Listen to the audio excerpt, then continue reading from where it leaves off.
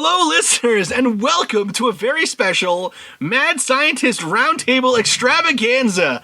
I am your host, Christopher Cogswell. I am joined by Justin Ramberger. Say hello, Justin. Hello, Justin. Okay, that time we got the joke right. Killing it right now. Justin is one of the members of our IGOR, or Investigative Group of Researchers, which is how I'm going to pretend the name IGOR came about, and not that a listener said IGOR would be a cool name, and then I shoehorned it in. That's what we're going to say. Justin is here visiting Katie and I in the Twin Cities because he's both looking at grad schools and he's going to go check out the Eclipse on Monday. So as of right now that we're recording this, this is the Saturday right before the Eclipse. And so I thought it'd be really cool to do a roundtable episode, both where we talk a little bit about the grad school and the grad school process, because a lot of our listeners are undergraduate students or people who are just interested in the process of becoming a scientist generally. And so grad school is a really important part of that process. And I also thought it'd be really cool since Justin's one of, all the researchers in our team are super duper smart. Justin's a super smart guy. He knows a lot about space and polymers and whatever. And evidently also about fish, which was interesting finding out today. That was strange. So I thought it'd be cool to talk about the Eclipse since he's super excited about it. Talk about space and kind of the weird stuff that's going on around the Eclipse. So hopefully you will enjoy this episode, and it will be releasing before the Eclipse, or at least on the same day as the Eclipse. We'll see. Alright, and cue intro music. Welcome to the Mad Scientist Podcast. Today's episode, Total Eclipse of the Heart.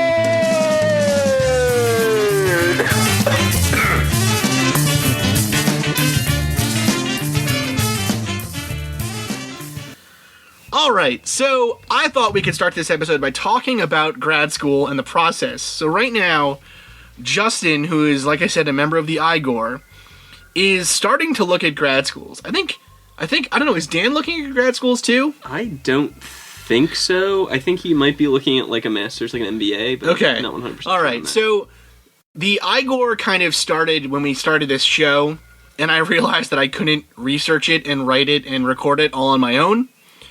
And so, since I had gotten my start in the Astonishing Legends arc, I felt like having a similar kind of research team would be really helpful. And so, I reached out to people like Justin and Dan, who I had known from school, and Dinara as well, who I had known from my time in the lab. So, Justin and Dan were both researchers for me, or for our lab, I guess, which is awesome.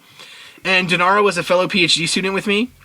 And then I also asked some friends. So Megan, who I've known since high school, and who played he's the amazing trumpet player in the intro track to this show, by the way. She's a great trumpet player, great musician generally, and very, very smart. And then Nassim, who we just kind of talked on Twitter, and I was like, hey, do you want to help us on this show?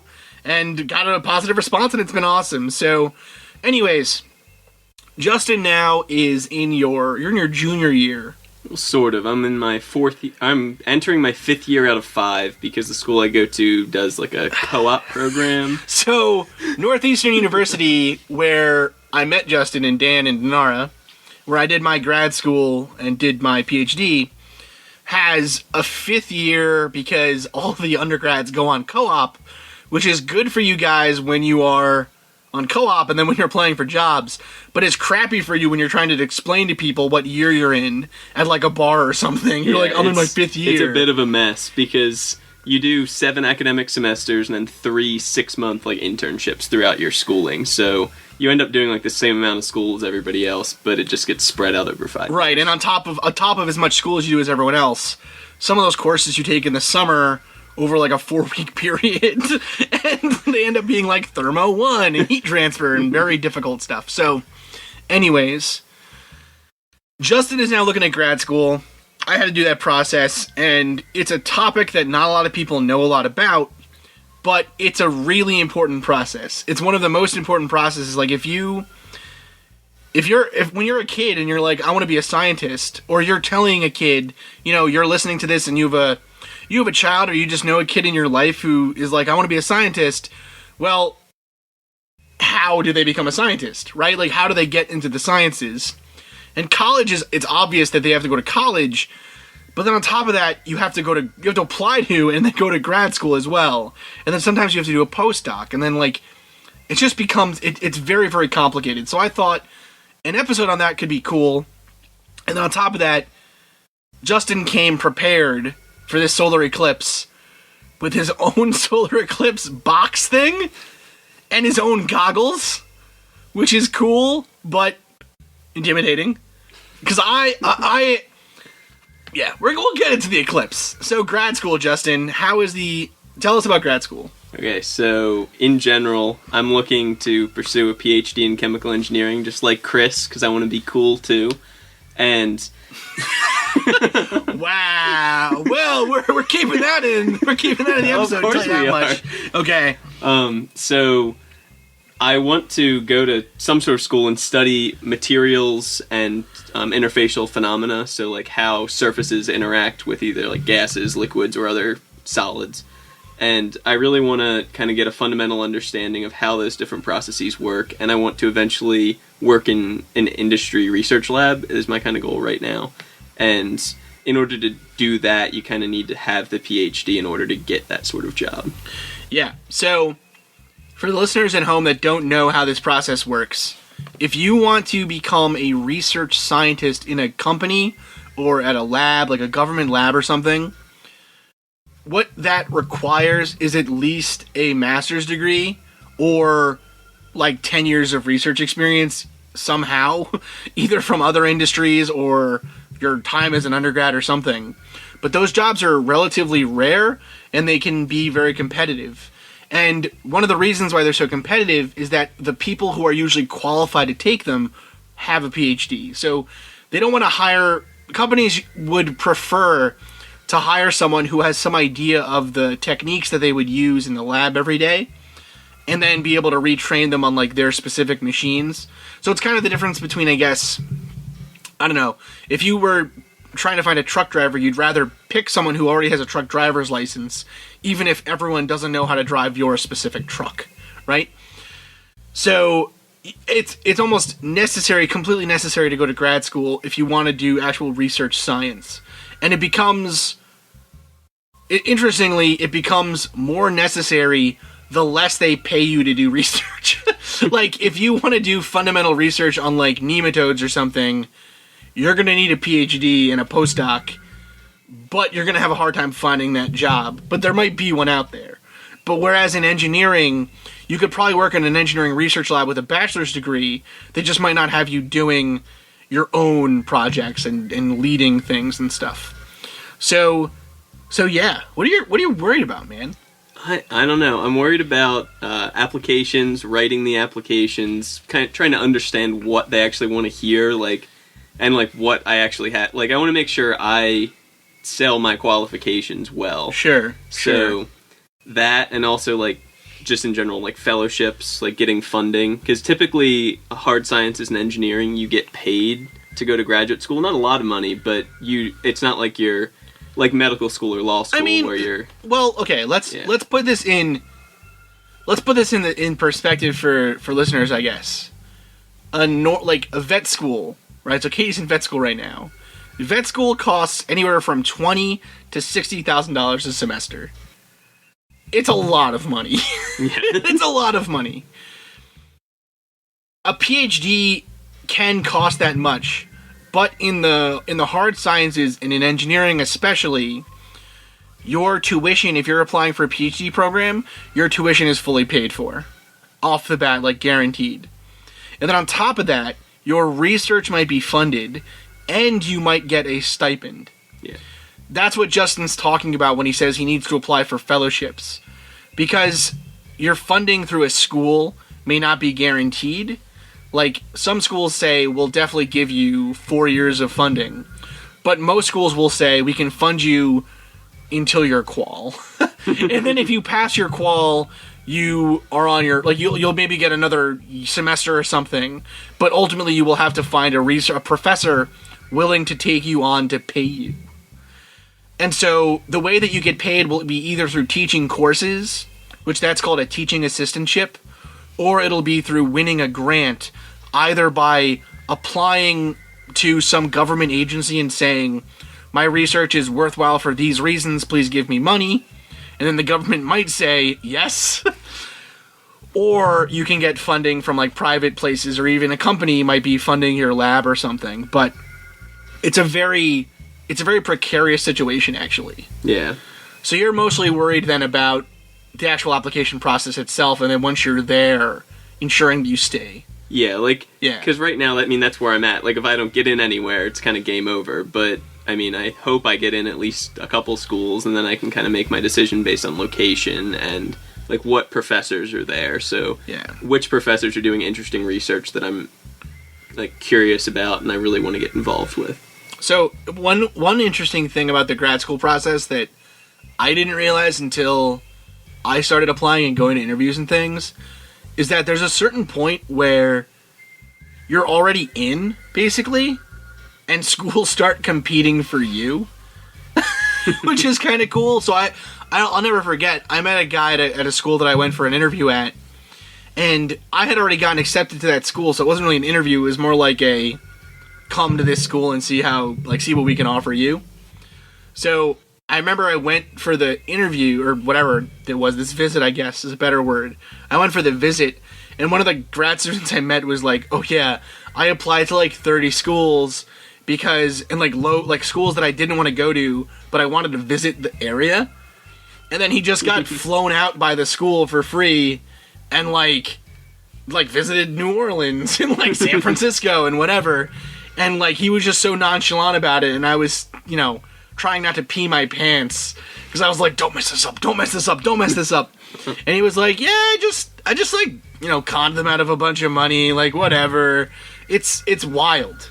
And the amount of planning that goes into picking a student is intense, right? Because you don't want to pay someone to come visit your school and then have them say no. Like, you want to at least have a 50% shot that they're going to maybe come to your school, right? So Justin here, I would argue, is overqualified for most schools, just from, like, research and grades and whatever. But when I applied, I was probably underqualified to qualified. Like, a lot of my schools were reach schools, I'd say, I guess. So when you get your results back, it's going to be really confusing. You will get into schools that you didn't expect to get into, and then schools you thought were 100% like I'm a shoo-in, you didn't get into, and you won't know why. And they won't like obviously you don't email afterwards and be like, why did you take me? But like it won't make sense. Yeah. And some of the times the reason that you don't get in is because they expect you'll get a better offer someplace else. Which sucks, because it's like, I didn't get a better offer. Like, but I wanted you. I applied to you because I would have gone to your school, like, had I gotten in. So, one question listeners ask us a lot is, was it hard? Is grad school hard? Or was, like, the process hard of getting a doctorate? And the truth is, it's as hard as you make it. You know what I mean? What's really cool about being in grad school and getting a doctorate and just being in school in general is like, that's the only time of your life where you're just gonna have time to learn stuff, right? So now I'm working, and I do learn stuff in my job, but it's always job-specific stuff. Like, if I got interested in I don't know, if I'm reading about like a valve type or something, and then I'm like, oh, I wonder what chemical equation, like I wonder what fluid mechanics dynamic is being used to size these things. I can't then go read about that equation, because then I'm wasting company time, right? Because they don't care, like, you know what I mean? It's directed learning. But in grad school especially, it's cool because it's pretty wide open. But it's really important also to be able to then center your focus. And I think that's actually probably the hardest part, is being able to not screw around. Yeah. Cool. Grad school is scary. You should be scared. I am so scared. I don't know what I'm You gonna shouldn't do. be scared. So what's the application process like? Let's describe that for our listeners. Okay. In case listeners, and I mean, listen, if you're listening to this show and you're thinking about going to grad school, or you know a kid who like wants to be a scientist or something, feel free to reach out to us. I love talking about this stuff, and I love getting other people into science. I mean, the fact that I have students who work for me that are now applying to grad school or going to grad school is the best thing about, it's probably my most proud thing about my PhD. And I'm not just saying that because you're in my house. Like, that's the best thing, you know? So we, like, our lab ended up with a lot of students who went out and are now getting their doctorates or master's degrees. And that's awesome. That means that I did a good job showing you guys that I was excited about research and that you should be excited too, right? And that's the most important part of teaching people. And so I'm wondering, I guess, for you, what was it that made you want to go to grad school? So, between, like, when I first came to school, I had no idea what I wanted to do, like, for undergrad. And I chose Northeastern because of the co-op program, and I knew, like, they were big on experiential learning, and I'd be able to go out into industry and actually figure out what sort of jobs chemical engineers did, because I knew I liked math, physics, and chemistry, but I wasn't really sure, like, what does a chemical engineer do? Like, what are the different fields you can go into? And as I did the co-ops, I realized that when I was looking around, like, I've worked at several different companies, and I'd look around, and the people who had cool jobs that I was like, wow, like, that's the type of job I want, all seemed to have PhDs. And, like, that was, like, the first, like, sure thing. Like, I had started working in Chris's lab in the fall of my freshman year, and, like, I was like, oh, this is kind of cool, like, research is neat. And, like, Chris helped me, like, learn how to make different materials and, like, how they work, and I learned a lot about chemistry, and that was super cool. But then after having done the co-ops and coming back to that, I was like, oh, like, this is something I think I actually want to do. So by the time I've gotten to now, I'm like, I was dead set on graduate school and doing some research. But then it was like, okay, now what do I study? Like, what do I go do? Do I do things like zeolites and MOFs like Chris did for his thesis? Or do I go do stuff like polymers and like batteries and things like that I've done on my co-ops? And kind of like, how do I leverage the skills that I've gained through all these different things to actually, like, pick a cool topic that I'm really interested in. So I think I'll be okay as far as picking a topic once I get there. But then the problem is I have to pick somewhere that has enough topics that I think I might be interested in. Yeah, that's the big challenge is... So I guess we didn't really answer the first question I said before I went on that digression. Yeah, probably not. That's like soapy digression where I was like, I love all my students. The process for becoming a scientist basically begins as a student at a college, and you don't need phenomenal high school grades to become ultimately a scientist. One of the coolest guys I met in school went to a community college his first year to get his gen eds done and to raise his GPA, and then ended up coming to Northeastern and, like, being a really good student.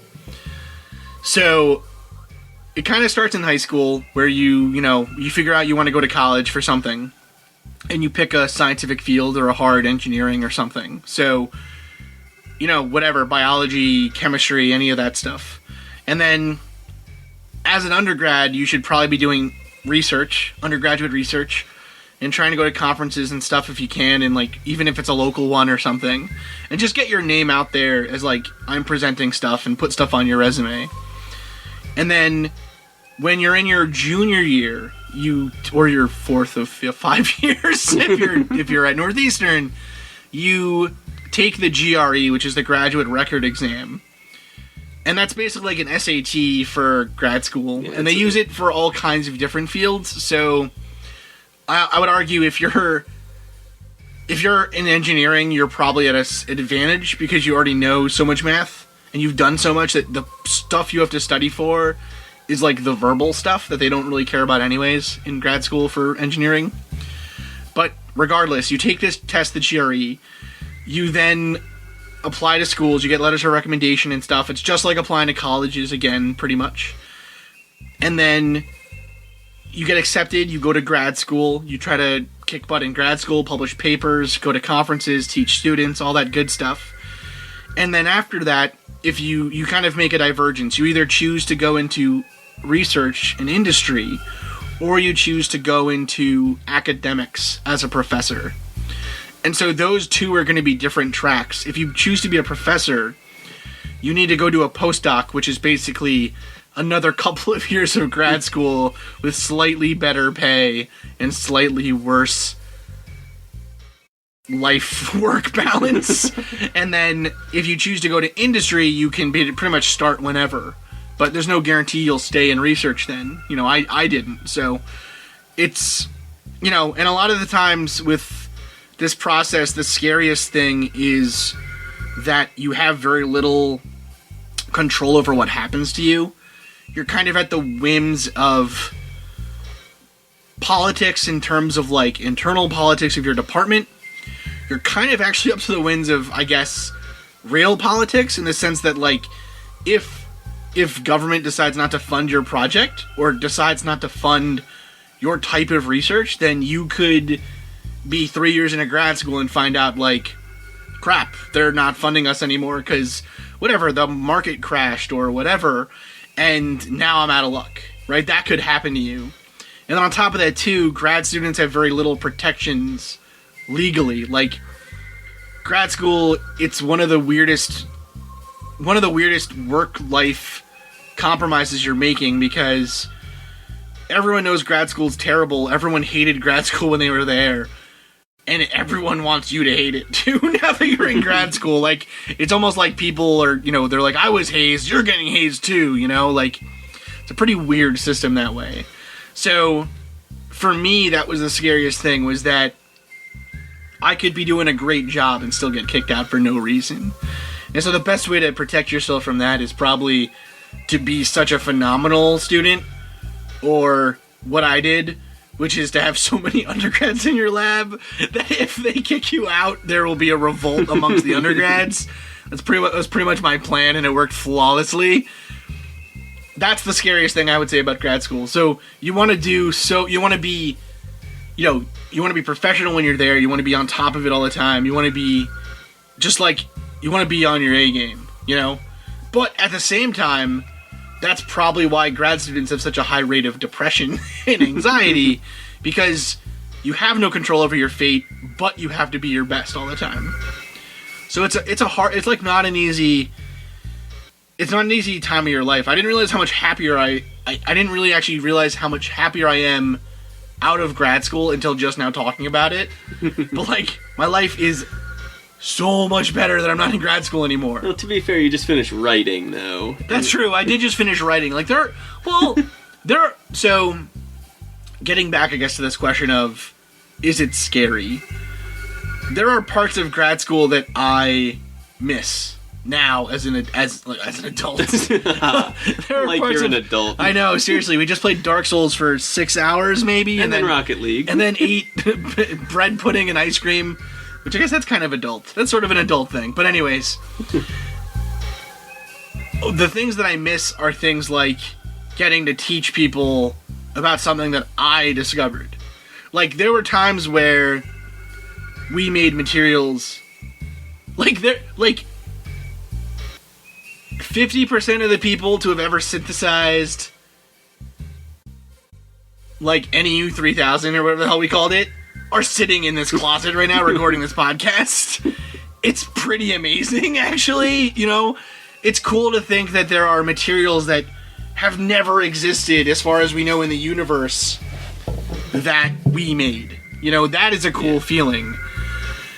But at the same time, getting paid what I'm worth is also a good feeling. Like, being able to sleep and come home and be done with work is also a good feeling. Yeah. Is there anything you wish that you had done differently, I guess, now that you're looking to get to grad school? Justin's pretty much a Boy Scout. He's like, Justin, like, I don't think has ever gotten a less than 100 on a test in his life. That might be true. This week was spent trying to find things Justin has been bad at. Mini golf. So far, mini golf is the one thing. It's frustrating how good at things Justin is. Anyways, what do you wish you had done, or would you do anything differently? I don't know, because I might have picked co-ops a little bit differently, but like I'm pretty happy with how I picked them, and like just because like I might have branched into like different fields just to like check it out. But I think overall, like I picked the right research lab. I picked like one of my co-ops actually did 2 there. It was like phenomenal, really good like lab experience and really good people to work with. A lot of PhDs, a lot of people who didn't have PhDs. Yeah, I think everything probably would have been about the same. I don't know if I would have really pushed harder in any specific direction. So, I know for me when I was looking at grad school, the one thing that I wish I had done actually was get more industry experience, because even as a grad student, I didn't do, like, this job I have now is the first engineering job I've ever had. Yeah. So I've worked in industry for like 2 years. Yeah. So like I did too long. At this point, you have more industry experience than I do. Yeah, which is why I like the choices I made. Yeah. If you're not sure what you want to do, a co-op school, there's a couple of them. They're really good. They are really good. Yeah, and also too, like if you're at a school, I went to an undergrad school that didn't have a co-op program per se, but a lot of students still went on them. Yeah. So you can also reach out and things, and so yeah, cool, man. Well, listeners, I hope this was at least informative, and for those of you not looking to go into grad school, I hope it was at least funny and entertaining. Probably not, but you know. At least slightly entertaining. If you or anyone you know is thinking about applying to grad school, applying to schools generally, or just getting into science or getting involved in science, reach out. I mean, I would love to talk about it. I know I can always throw you Justin's phone number. Yeah, I won't do that. I guess you could. I can do a lot of tweet things. It'll be fine. It'll be fine, whatever. But yeah, because it's really important. It's a big thing about the show we hope to do is spread science literacy and tell people more about science. And actually, we have some pretty awesome guests coming up who are going to be talking about that kind of stuff with us and trying to help spread the word, I guess, a little bit more about that kind of thing. So, cool, man. Let's go into the weird stuff now.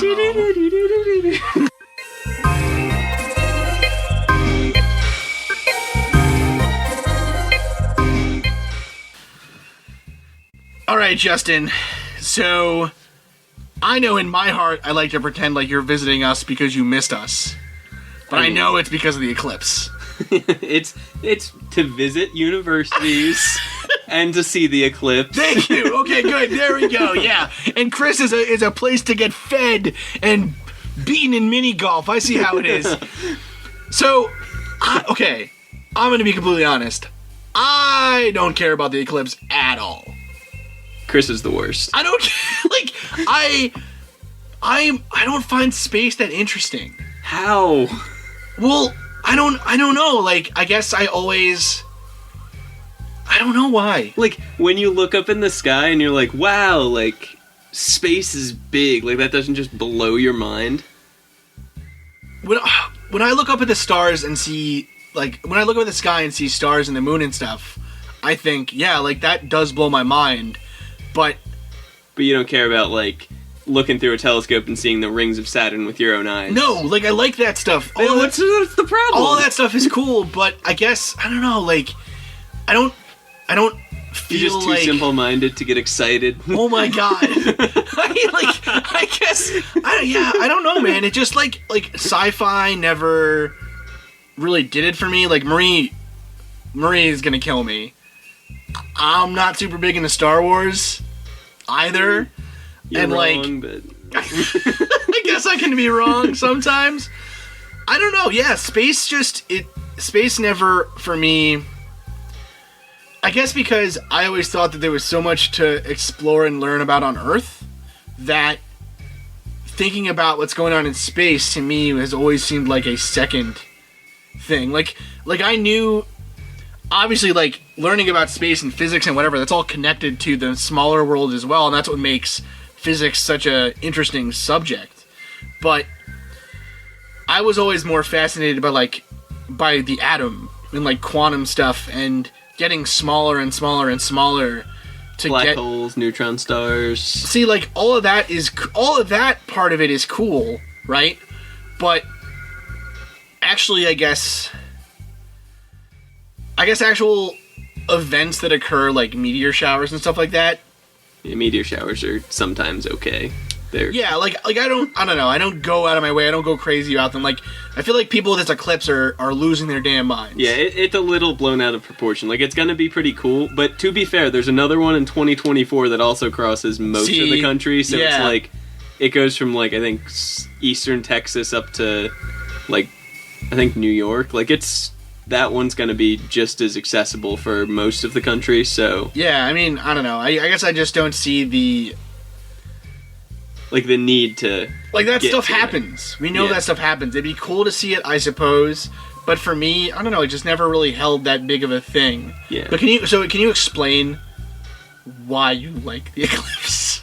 I don't mean that. Can you explain? So tell us about the eclipse. Tell us what's going on. Okay, so we live in a time in the Earth's history, and we happen to have a moon that is, like, the moon can get into a position where it and the sun are almost the exact same size. They're about a pea held at arm's length, which is pretty small, but if you actually did it and, like, try to cover the sun with a pea, it's about that size. It's kind of crazy. It's just the size. It's the second time today you've pulled out that weird unit. Because that's the size it is. 1 pea at arm's length. That's ridiculous. Continue.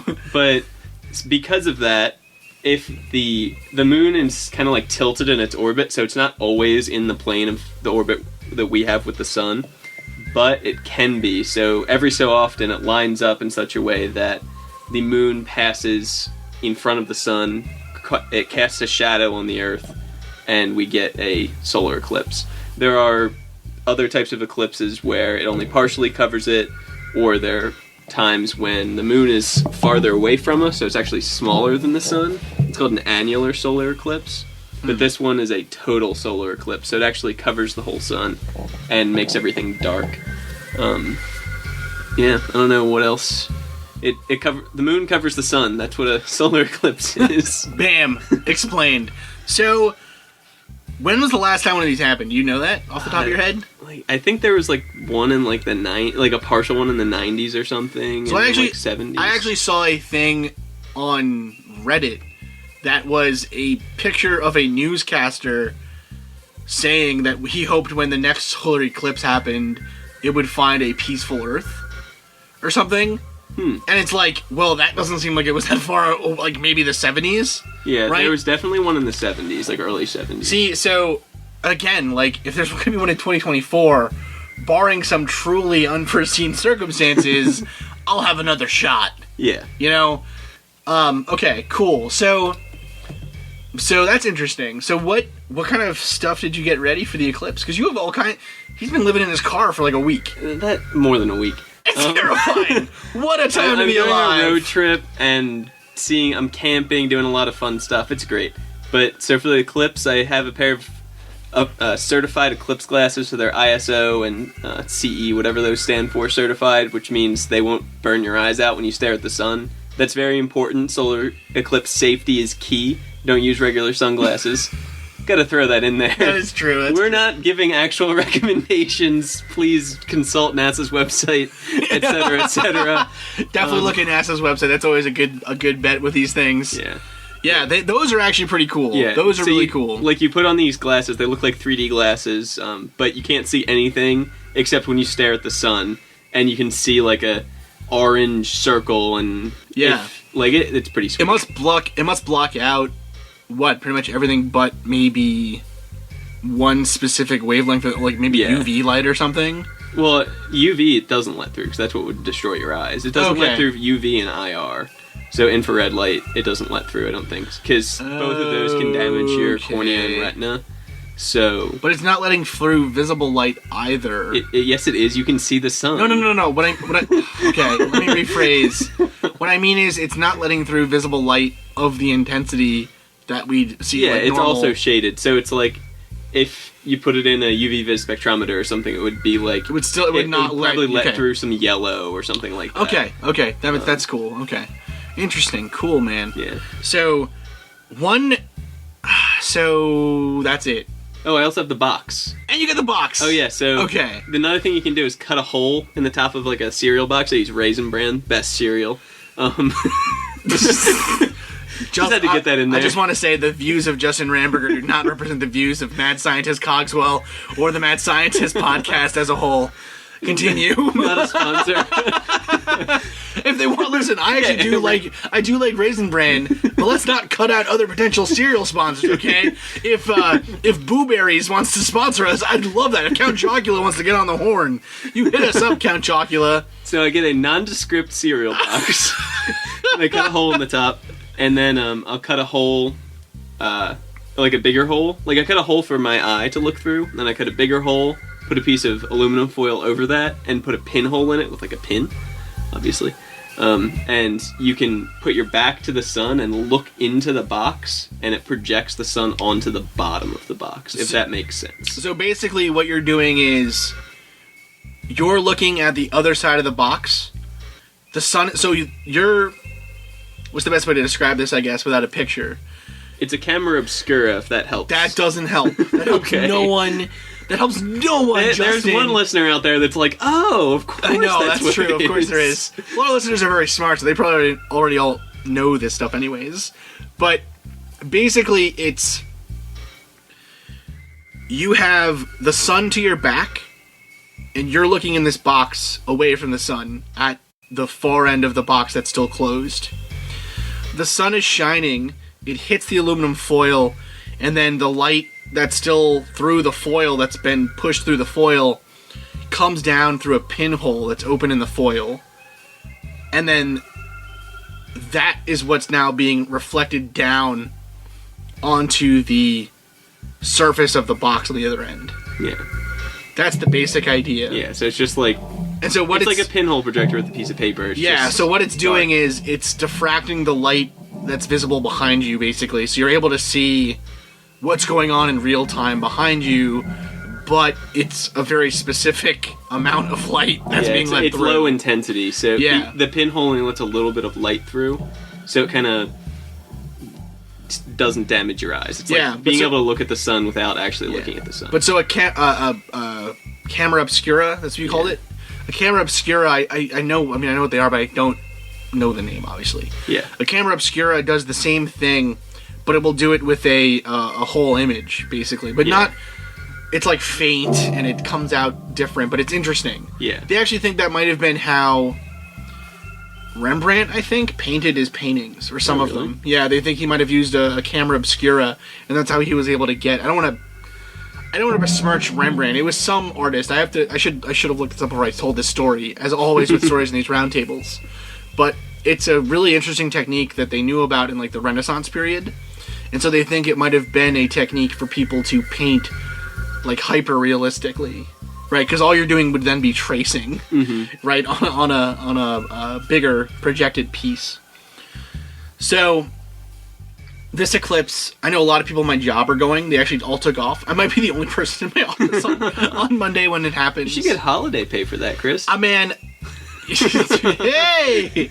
No, that's not going to happen. Because everyone else is taking vacation, so it doesn't count as a holiday for me. But, so, one interesting thing with this eclipse is that a lot of police departments, not a lot of police departments, whenever there's a... Major celestial event. Yeah, whenever there's a major celestial event, there's always the possibility of paranormal activity. And specifically the...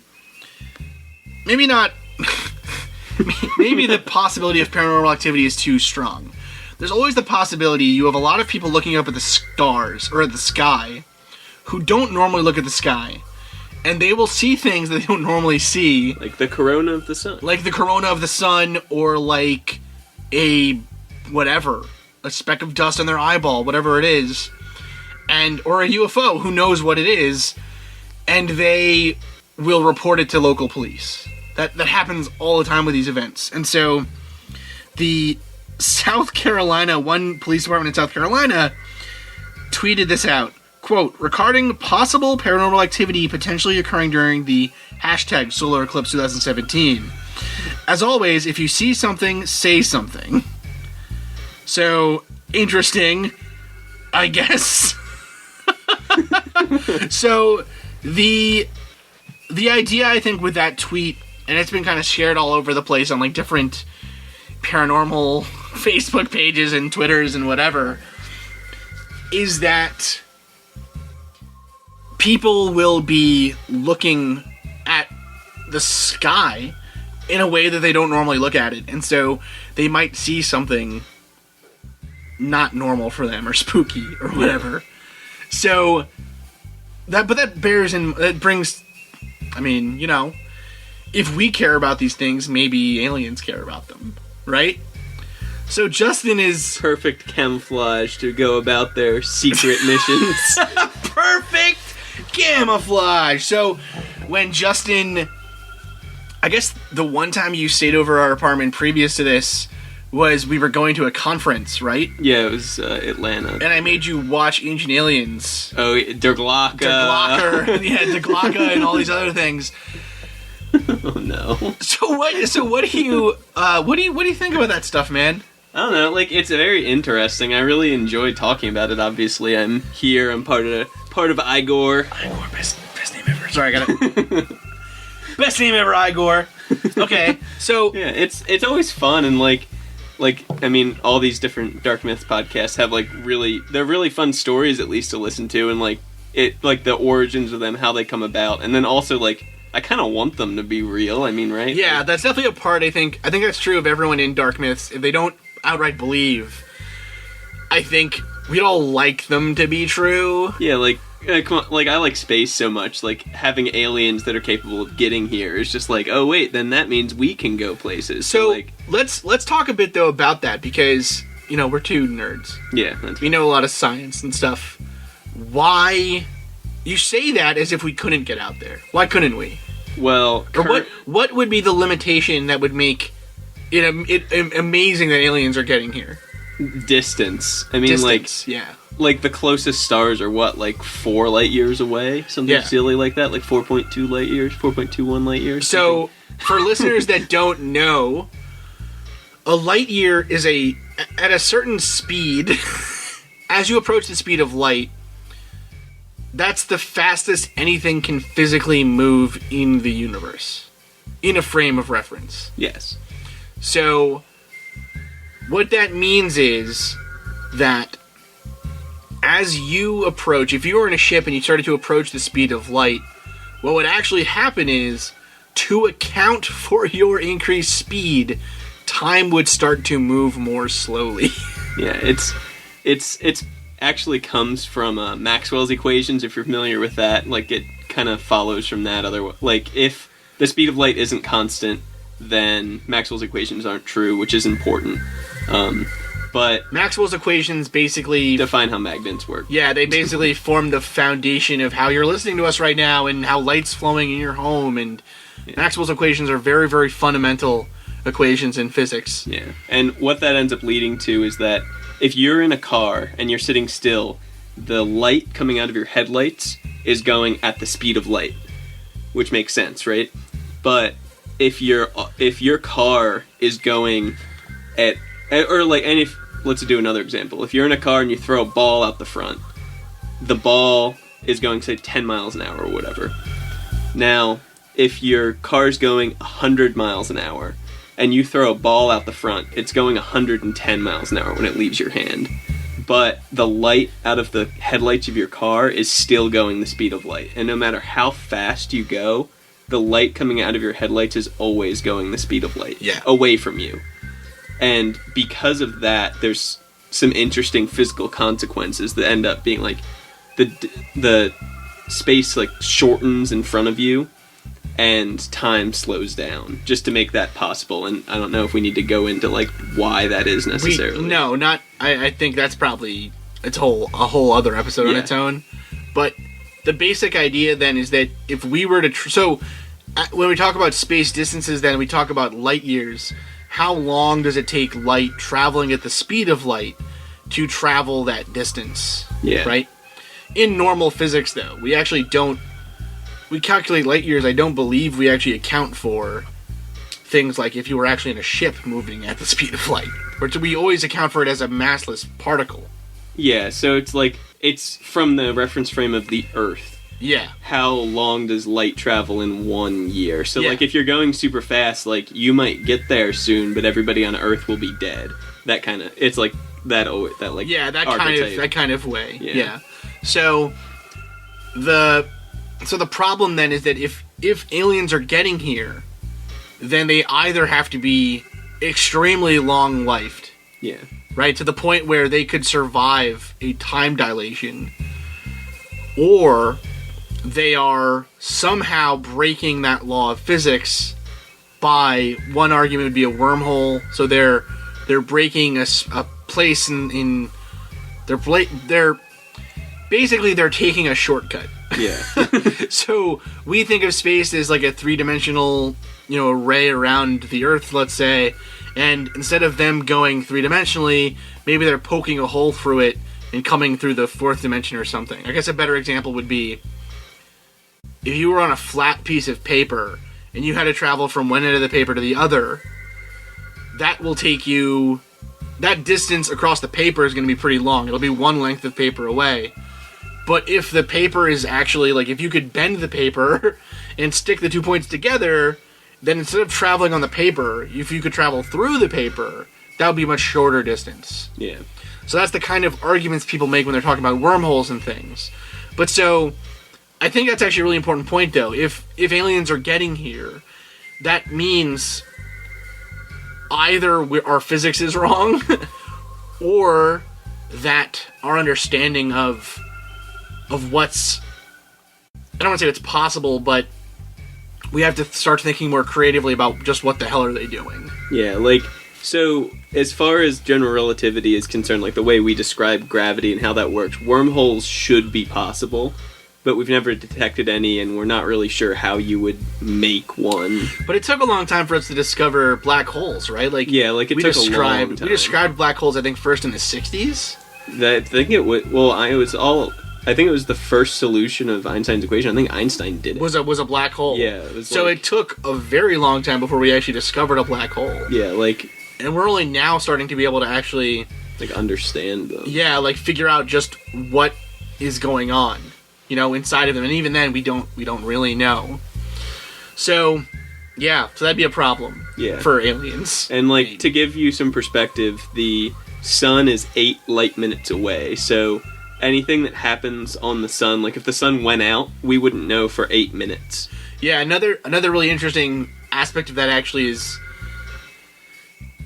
if you were far enough away from the Earth right now, let's say you were, let's say you were 20 light years away, and you were looking at the Earth right now, you would be looking at information, you would be looking at light that came from the Earth 20 years ago. Yeah, so 1997. Yeah, so I would be 7 years old, right? I would be 2. So Justin would be 2. So it's a weird concept, though. It's a weird thing, and it's hard for people to wrap their heads around. And it's probably one of the biggest reasons why aliens probably... Like, it's probably one of the best arguments against alien life existing. At least alien life that's visited us. Yeah. Right? So, like, the Fermi paradox, it's like, where are they? Is kind of like the whole... So we should describe that maybe a little bit better. So, do you want to take the Fermi paradox? Yeah, sure. So, basically, the Fermi paradox is like kind of a thought experiment. It's like, there's so many possibilities for alien life to exist. Like, there's so many stars. Now we're starting to discover, like, there's a ton of planets out there. Like, they're just everywhere. But then... if there are aliens, why haven't we been visited? And there's a couple different, like, why haven't they come and seen us? If that makes sense. Like, yeah, so I guess another way of saying it is, it's basically the law of large numbers. Yeah. It's like, there are billions of planets out there that have formed, there's enough planets out there that have formed earlier enough away from us that life could have evolved there, become technologically advanced, and able to travel. And so if that's the case, why haven't we had contact with them yet? Yeah. And there's like a lot of different hypotheses as to why that could be. Like, there's that type of travel just isn't possible. That would be kind of upsetting. That's the No Man's Sky answer. You don't know that joke because you don't play video games. Oh, nope. God, come on. No Man's Sky. Okay, we're going to go on a tangent quick.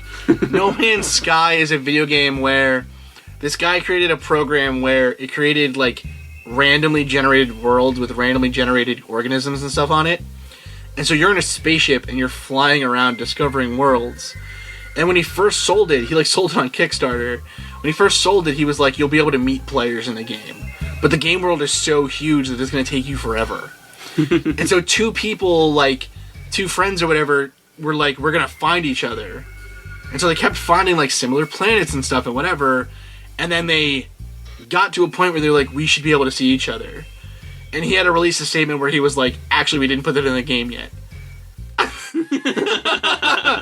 So this would be similar to that. This would be like, you know, God or the creator or whoever was like, actually, that's not part of this game. I haven't patched that in yet. Wait for 8.3. It'll update, I promise. So, yes, okay, sorry. So one argument is, it's just not possible. We can't travel that quickly with biological lifetimes. Yeah.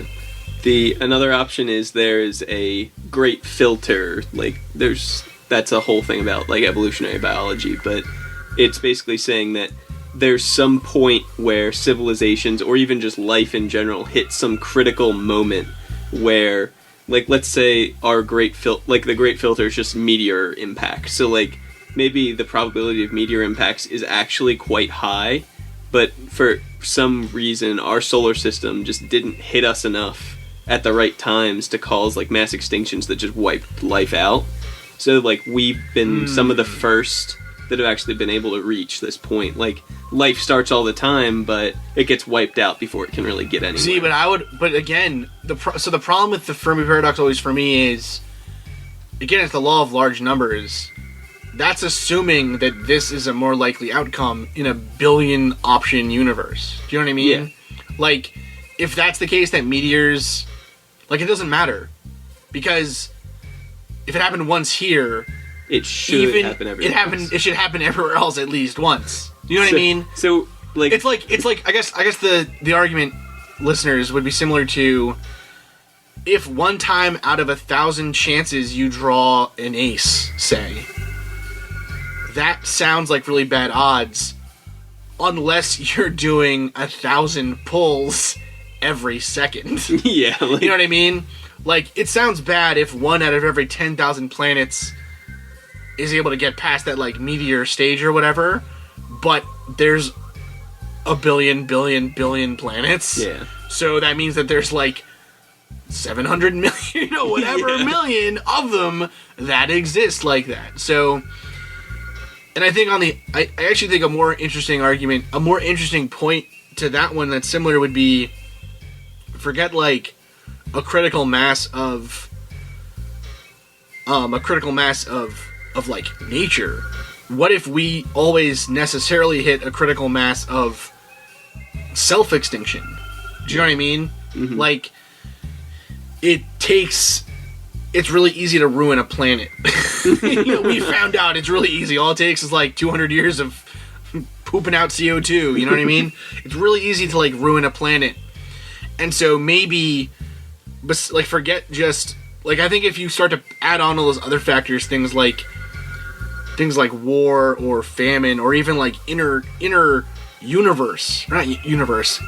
star system, I guess, fighting, right? Yeah. Those things start to get, it gets less and less likely that you'd be able to develop to the point where you could travel these vast distances without meeting some, I don't know, filtering force, I guess, like what you're saying, where you won't travel far enough, you know? But again, the law of large numbers, if the argument is that they must exist because they're whatever, like, I don't think the filtering argument understands the Fermi paradox. Like, it's just like it's just overwhelmingly high numbers. Yeah, like, it doesn't matter if it's unlikely. Yeah. even if it's very, very, very unlikely, it does not matter because the numbers are so overwhelming. like there's billions of galaxies with billions of stars with billions of planets. Yeah. It's silly how many things there are. Okay, so you have the filter hypothesis, you have the...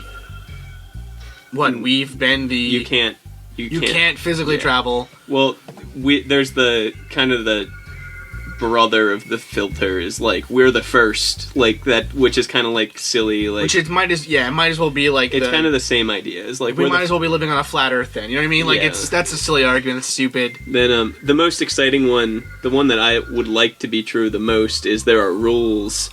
So like in like Star Trek, they have the Prime Directive. Yeah. So like they're not allowed to go and interfere with non-warp capable civilizations. So like unless some civilization has developed the technology to travel this way, you don't give it to them and you don't interact with them. You let them discover it themselves and kind of just let it sit. So yeah, I think that's probably my favorite one too. The problem with that would be people don't follow rules. Well, yeah, that number one, but also like that doesn't seem to me. I guess what they're figuring with that is where if you've developed the ability to like warp or whatever, your culture and your society is developed to the point that I don't know. I guess they're. It's almost like the idea that, like, imagine you found a colony of people living in the middle of, like, whatever. You find them in the middle of a local park or something, right? Like, I don't know, you know what I mean? But, like, you find a colony of people living that have never discovered, I don't know, like, I guess... To me, it seems very... This argument... I'm not going anywhere with this. To me, this argument seems very... Almost like colonial, I guess I would say. Like, if we found you find a society where people are dying because they don't have access to antibiotics. Yeah. You wouldn't give it to them? Yeah. That seems shitty. You know what I mean? Yeah. Like, that's bad on you, aliens. Maybe we don't want to meet you then. You know what I mean? Like, it seems like if... That's another argument, like, it's a similar kind of tautological argument as, like, if anyone has ever discovered time travel, then everyone has discovered it already. Yeah. Like, it would have already happened because it has to be possible, like, it just becomes infinitely whatever. I think it's the same kind of argument there, where it's like, if some civilization had discovered warp drives, well, no, because it doesn't involve time. Yeah. I don't know. I don't see... Like, things would change so quickly if we had warp drive, right? We probably wouldn't be having wars fought on Earth because warp drive. We have a warp drive now. Well, because like, what do we fight wars about? We fight wars about like, food and money and whatever, and all of those things go out the window if we have warp drives because.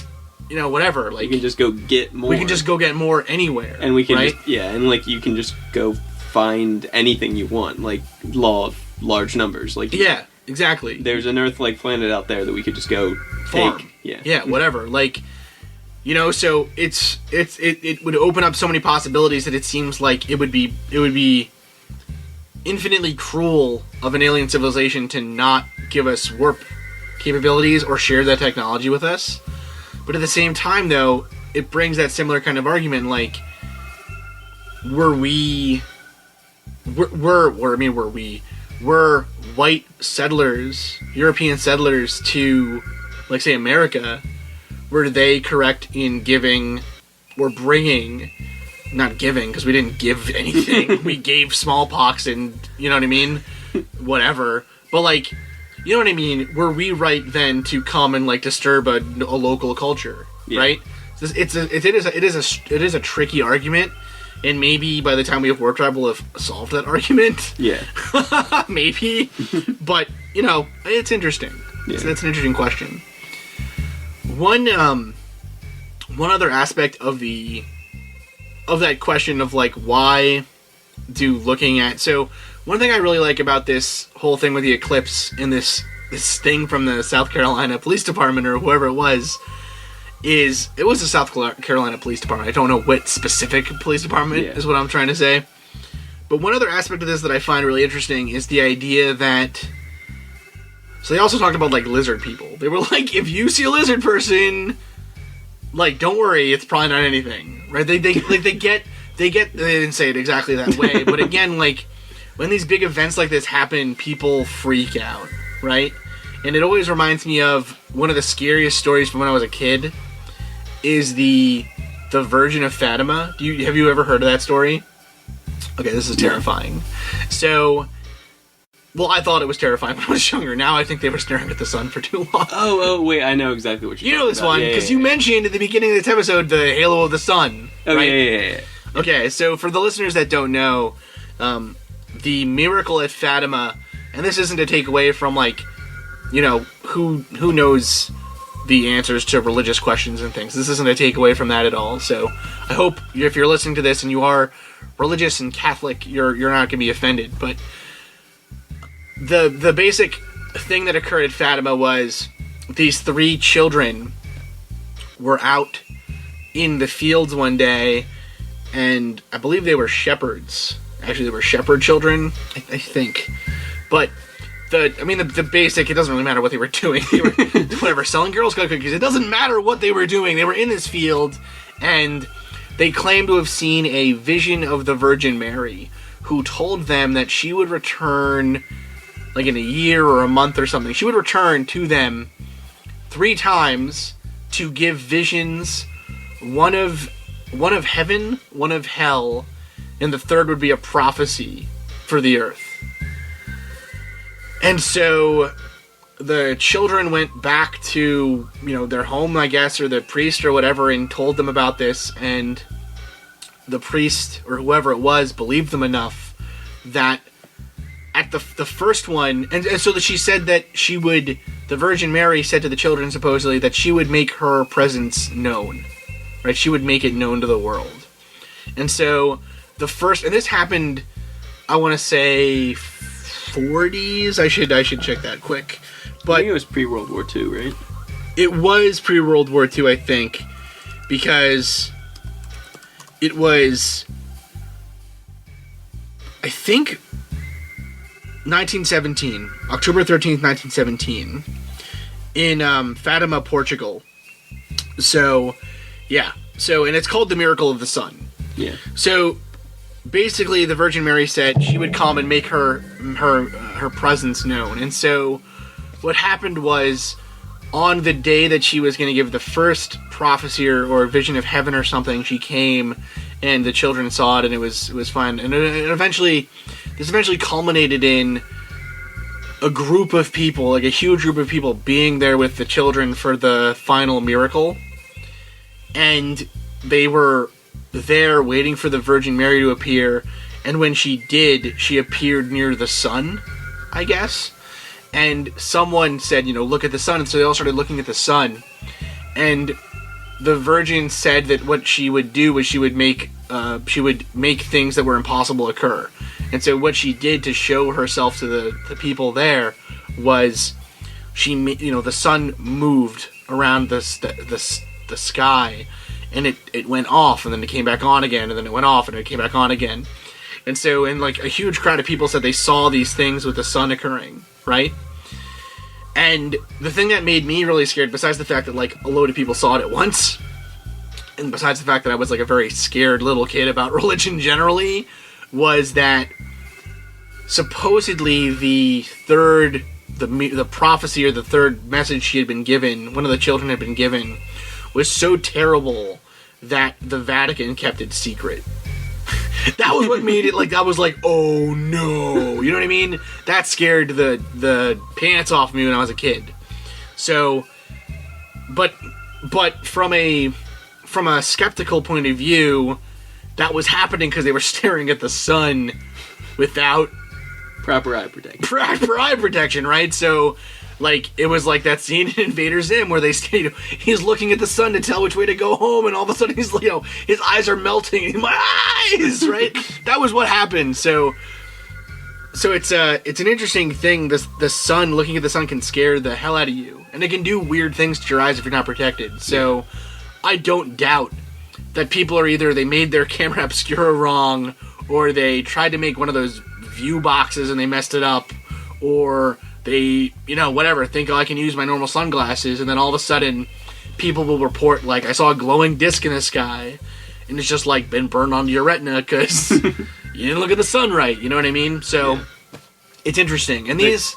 Go ahead. There's always the fun possibility of the government, like the police department, is trying to say, like, they're like, oh, if you see something, say something, but it's probably nothing. So we can send men in black to your house. Yeah, it could be that the aliens are already here, and somehow our government is competent enough to keep it locked up tight. Somehow. I would argue that... No. I mean, well, like, not to get into politics, I would argue that everything leaks eventually. Yeah. You know what I mean? If there's anything we can agree on with this presidency, everyone listening to this, it's that leaking of information isn't hard if you want to, right? Yeah. Well, even if it is things that are like between a president and 3 advisors, they still can leak if they want them to. So it always makes me wonder that about, like, with every presidential leak that happens in this administration, I actually think the case for aliens gets slimmer and slimmer. Because it's like, that shit would have leaked. You know what I mean? It would have leaked. We would have had, like, I know Sam from Not Alone, the Not Alone podcast, which is phenomenal, by the way, and everyone should be listening to the Not Alone podcast and the Low Files when they come out with the Not Alone podcast and the Mad Scientist podcast. Sam argued to me on our double episode about the idea that, like, disclosure will never happen because we've already given up to the aliens. like that is a possibility. That is a possibility. People are already running the country, as we know. Yeah, I mean, like, not, I mean, like, it's more, yeah, basically the argument is, like, Eisenhower tried to warn us with his speech against the military-industrial complex taking over and whatever, and so what it really is now is basically there's been a complete surrender of the world to these aliens because otherwise it would have leaked already, I guess, or it would have come out. Mm-hmm. But I explained to him that it's kind of the way I argued against it to him was it's a tautology. It's a circular argument, right? Tautology means that it's always true. In this case, it's actually not a tautology. It's more like it doesn't matter if it's true. You know what I mean? Like, it's again, like I said to him, is that argument like, we're in the Matrix, man. Like, well, it doesn't matter. Who cares? Yeah, you know what I mean? Like, if we are, then we are. Like, what are you going to do? You know? So, yeah, it's an interesting one. The government can keep stuff secret, though, because there's, like, the Hughes Glomar Explorer. It was a boat that we took out, and we, during this Cold War, a Russian sub went missing. We knew where it was. Well, we figured out where it was. The Russians never did. We went and built this boat under a false pretense for mining, and actually recovered a portion of the submarine in the 60s. I think 67 it was recovered, and nobody knew about it until, like, the mid-80s. Like, it was, like, very well kept tight, and it leaked because, like, somebody caught wind of it and told a reporter friend, and the reporter friend started, like, tracking stuff. Well, you know what, though? Like, there's a person on Ancient Aliens who is an ex-British Minister of Defense. Mm-hmm. If that guy doesn't know if aliens exist or not... Yeah, that's probably true. Like, you know what I mean? And, I don't know, like, if, like, Bannon was there for every one of those presidential briefings. Bannon was just fired. Yeah, like... If Bannon doesn't come out and he's like, aliens are fucking real, like, you know what I mean? He's got his hands back on his weapons, though, Chris. Well, yeah, that was a scary quote. But, you know what I mean? Like, if that stuff doesn't leak somehow, like, I just don't see how it wouldn't already. You know, we keep things secret for a little bit. We don't keep that well secrets. Yeah. You know? It would require a level of competency and secrecy and things that I just... It doesn't seem... It doesn't, in general. Yeah, just any group of people. It doesn't matter if they're the best, smartest people in the world. I don't expect that from people. Yeah. So, cool. Yeah. Eclipses are lame. That's We've that's decided. the moral of the story, We've everybody. decided eclipses are lame. And it's not actually the moon, it's a giant spaceship.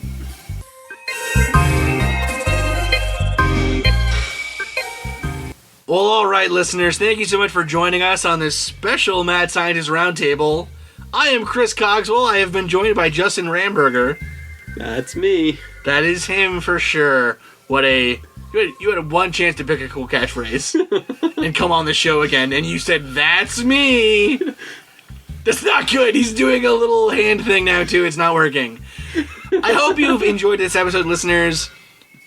I hope it'll post before the eclipse. Better post before the eclipse. I know. We kind of did this as like a last minute thing. We're in the process of recording the full episode for this coming week, which should release on Wednesday. So don't count this as like an episode that's coming out that will stop the real episode. The full episode is coming, people. Do not worry. And then we'll be back again with another roundtable and then another one. It's gonna be great. It's gonna be good. We're excited here. All right. Thank you so much for listening. Once again, you are listening to the Mad Scientist Podcast. I'm Chris Cogswell. You can find us on Twitter, Facebook, Instagram, Gmail at themadscientistpodcast.com. No. Gmail at themadscientistpodcast@gmail.com. You can find us at themadscientistpodcast.com. We are on audioboom.com. And thank you so much for listening. Yeah, thanks. Nice. This musical backing track brought to you by PutThemInASong.com.